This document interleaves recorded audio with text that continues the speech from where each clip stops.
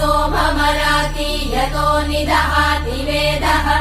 स नः पश्यदति दुर्गाणि विश्वानावेव सिन्धुम् दुरितात्यग्निः तामग्निवर्णाम् तपसा ज्वलन्तीम् भैरोचनीम् कर्मफलेषु जुष्टाम् दुर्गाम् देवीगुम् शरणमहम् प्रपद्ये सुतरसि तरसे नमः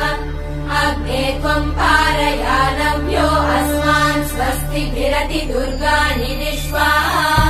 पूष्य पृथ्वी बहुला न उर्वी